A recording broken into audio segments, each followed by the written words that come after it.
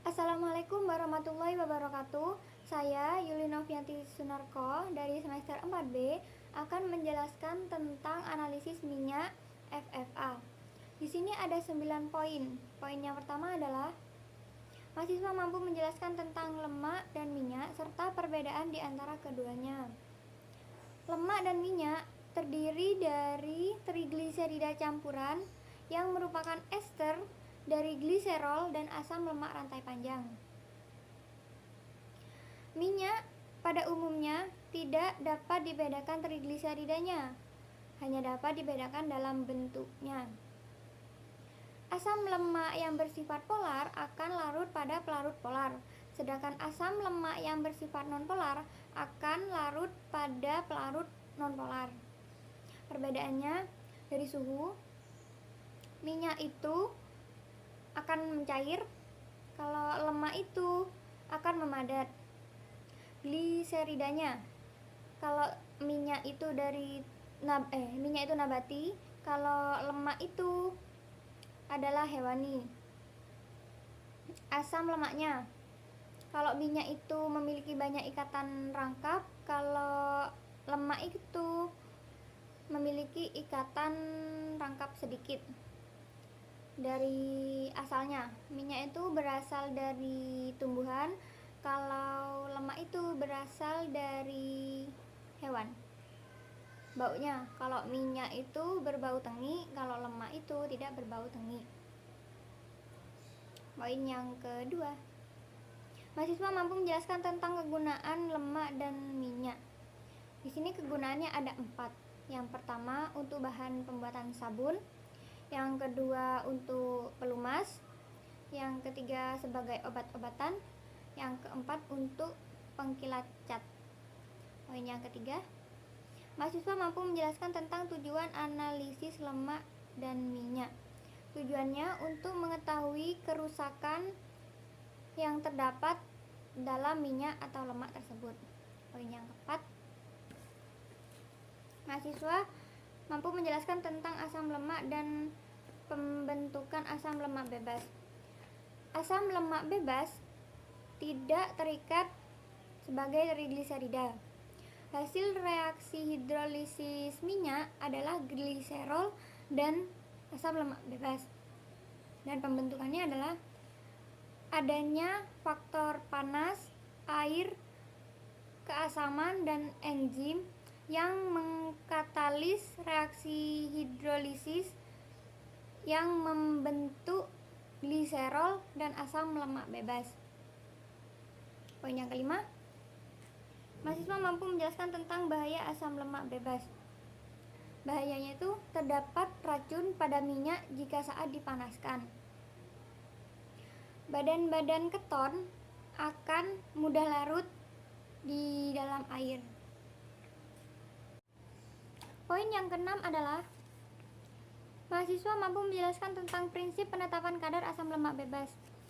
Alkalimetri adalah penetapan kadar senyawa-senyawa yang bersifat asam yang menggunakan baku basa, yang terutama reaksi netralisasi, yakni reaksi ion hidrogen yang berasal dari basa dengan ion hidrogen yang berasal dari asam untuk menghasilkan air netral.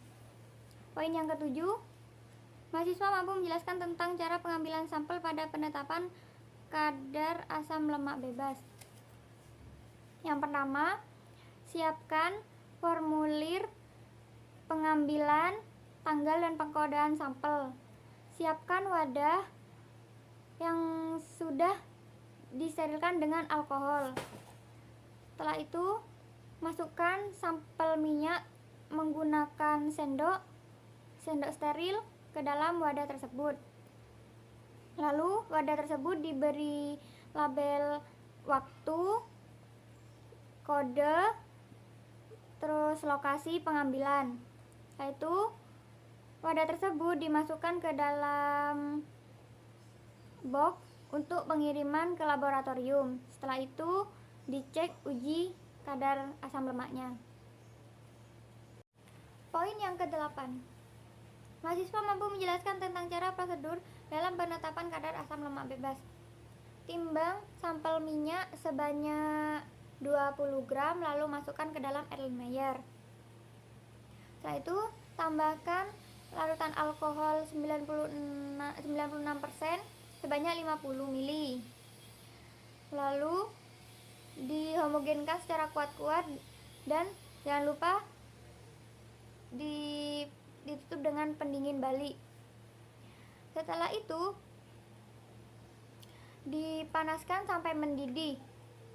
Setelah mendidih itu diangkat terus didinginkan.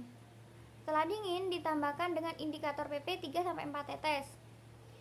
Setelah itu dititrasi dengan larutan KOH 0,1 N, TAT-nya warna merah muda.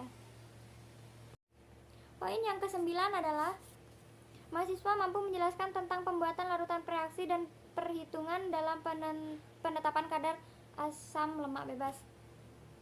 Pembuatan larutan reaksinya adalah etanol 95%. Larutan etanol 95% ditambahkan beberapa tetes indikator PP dan dititrasi dengan larutan NaOH 0,1 N dan akan menghasilkan warna merah muda. Indikator PP 1% dengan larutan etanol 95%. Larutkan 1,0 gram fenolphthalein dengan larutan etanol 95%. Masukkan ke dalam labu ukur. Setelah itu dietkan sampai tanda batas. Larutan standarisasi KOH 0,1 N atau NaOH 0,1 N. Di sini rumus perhitungannya adalah kalau bilangan asamnya itu adalah mili KOH dikali NKOH dikali 56,1 dibagi gram sampel. Kalau persen asam lemak bebasnya itu mili KOH dikali NKOH dikali BM asam lemak dibagi gram sampel. Sekian penjelasan dari saya. Sekiranya ada salah kata saya mohon maaf. Saya akhiri. Wassalamualaikum warahmatullahi wabarakatuh.